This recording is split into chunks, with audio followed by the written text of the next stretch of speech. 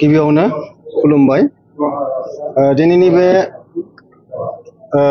जोंनि बोखावजायै लखिमपुर जिल्ला दुलाराय बाथौ गौथुम दौरि आफादनि बा दौरि हानजानि मावबादायाव नोंथांमोना फोसावदिं हिसाबै नुजाथिफैनाय बड'लेण्ड बुब्लि एबा रादाब बुथुमगिरिनिसिम गिबियावनो आं अननाय आरो सिबिनाय बावहरबाय आरो लोगोसे नोंथांमोनखौ साबायखर बावबाय। जोङो दिनै दौरि मावबादा खुंनाया दिनैसिम जोङो बोसोरब्रै जाबाय, ब्रैथि आगान सुरबाय। बे ब्रैथि आगान सुरनायाव जोङो सिमोनसापुरि बियाबनि सिङाव थानाय 2 नं लग्लं गामियाव दिनै मैयानिफ्राय जागायनानै दिनै नैथि सान। बे नैथि सानाव जोङो फिरफिला बिरहोबाय। फिरफिला बिरहोनायाव जोङो गौथुमनि दुलाराय बाथौ गौथुमनि फिरफिलाखौ जोङो गोजोनै सम लानानै जोङो बिरहोनो हादों। लोगोसे जोंना रुंसारि जालांनाय बिथांमोननि मुङाव जोङो रुंसारिनि मुङाव जोङो बावबाय। बे बावनायखौ जोङो फोजोबबाय आरो मोनसे हाबाफारिया बेखौनो लाबावदों जे जोङो जोंनि बे दुलाराय बाथौ गौथुमनि बिथोन बायदि जोङो बाथौ थाननि बिजाबाव जेरैबायदि लिरनाय दङ, बे लिरनाय बायदि जोङो गासैबो जोङो खौसेथि जानो थाखाय बे गामि बै गामिजों गोरोबलायिखौ जों गोरोबहोनो थाखाय जोङो नाजागासिनो दङ।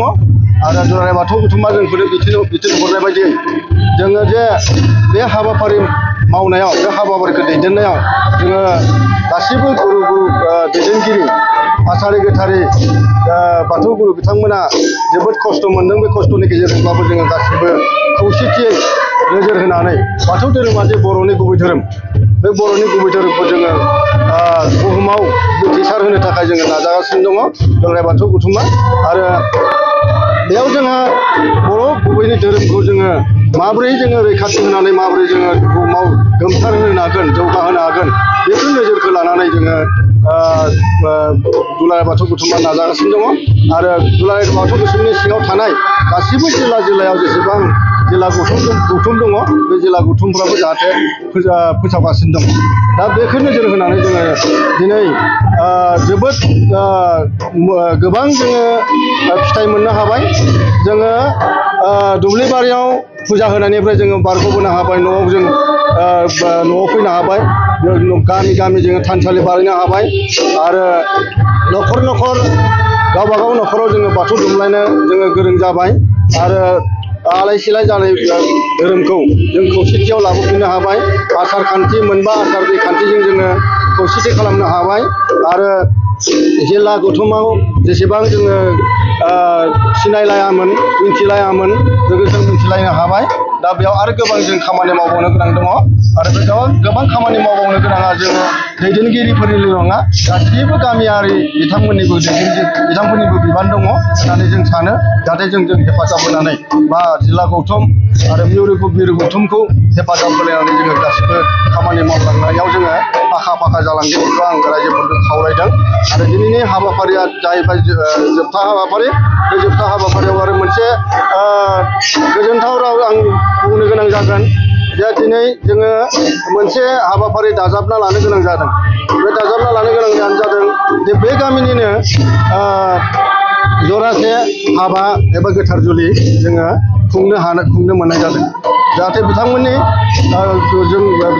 हाबा खुंनायाव जाहाथे आफा बोराइ बाथौ सोरजिगिरिया जाहाथे मोजाङै बिथांमोननि जिउ सोलेरखौ गोजोनै जाहाथे संसार जानायाव बा रायजो जानायाव जेबो बेले बेजे हेंथा गैयाजासे मोजाङै सोरजिलांनो हाथों, गथ' गथाय सोरजिलांनो हाथों, इयुनाव जाहाथे बिथांमोननि न'खरा गोजोनै थांना थाथों, बेखौ जोङो हास्थायदों। आरो जोंनि बाथौ धोरोमनि ओंथियानो जादों दुलाराय बुहुमाव मिथिजानाय। दुलाराय बुहुमाव मिथिजानांगौब्ला जोङो किसुमान हिन्दु धोरोमनि जोङो आखल आखुफोरखौ जोङो नागारनांगोन। हिन्दु धोरोमाव जेरैबायदि फुजा फाथाल होयो, बे फुजा फाथालखौ जोङो नागारहोनायनि रायजोफोरखौ जोङो मिथिहोनांगोन। बे मिथिहोनायनि बिबाना गासैबो गुरुफोरनि बा गासैबो दौरि दुमसि आसारि गोथारफोरनि बिबान बे बिबानखौ जोङो बयबो रुजुनलायनानै जोङो मावलांगोन बेनिखायनो जोङो दुर्गा फुजानि दिनाव दिनैनि बे हाबाफारिखौ लानाय जादों फुजा आरो धोरोमजों मा फाराग दङ बा मा ओंथि दङ बेखौ जोङो रायजोफोरनो फोरोंलांनो रायजोफोरनो दिन्थिलांनो थाखाय जों नाजागासिनो दङ जोङो फुजा फाथालाव हिन्दुफोरनि फुजा फाथालाव जोङो थांबाय थानानै जोङो बिथांमोननि फुजिनायखौनो जों लाबाय थायोब्ला जों हिन्दुनिफ्राय आनज्रायनांगौ जागोन गोब्राब जागोन बेनिखायनो जोङो हिन्दुनिफ्राय बाथौआव मिथिजानो थाखाय जोङो दुलाराय बाथौ गौथुमा नाजागासिनो दङ दा जिल्ला जोंनि रायजो सरकार एबा आसाम सरकारा जोंनो सिकिउरिटि होबाय बा गनायथि होबाय थिग बिदिनो मिरु गौथुमाव एबा सेन्ट्रेलावबो जोङो गनायथि मोनजानो थांगासिनो दङ आरो गनायथि मोनजाखांनायनि उनाव जोङो बुहुमाव मिन्थिसार होनायनि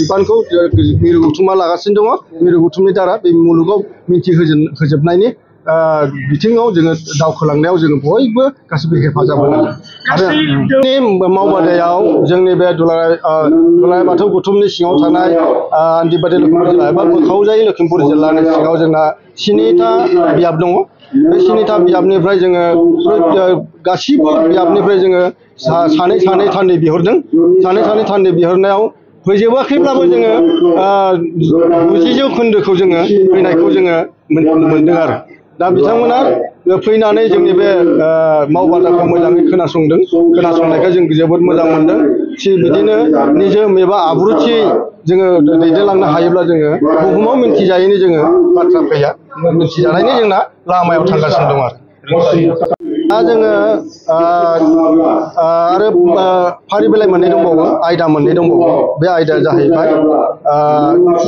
गुरु एबा आसारि गोथारिफोरनि थानो गोनां गुन बे मोनसे दङ आरो मोनसेया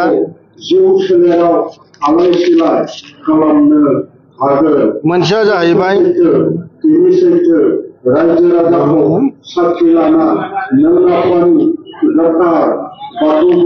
धोरोमाव मोनबा फोरबोनि बुंफोरथि जों जे मोनबा फोरबो दङ जोंनि बर' बाथौ धोरोमा मोनबा फोरबो दङ मा फोरबो लानानै मोनबा जायो बेनि सोमोन्दै बुंथिनाय दङ बेखौ बुंथिगोन जोंहा रन्जित दैमारि गाहाय फोरोंगिरि 2 नं लंग्लं गुदि फरायसालि आरो मोनसे दंबावो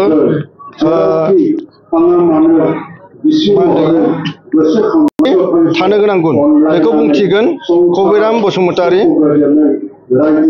मावफुं सोद्रोमा दुलाराय बाथौ गौथुम दिनै मोननै आयदाखौ जाहाथे रायजोफ्रा बयबो खोनासंलायनानै गोसो गुदुङै जाहाथे गाव गावनि गोसोआव सोना लानानै गामियारिफ्राव फोरोंहैनो थाखाय बा दिन्थिहैनो थाखाय आं बिथांमोनखौ खावलायदों जाहाथे बिथांमोना जे फिथाइ लानो फैदों बे फिथाइखौ जाहाथे गामियारियाव थांनानै बुंफुरनानै खिन्थाहैयो बेखौ आं रायजो राजाखौ खावलायदों।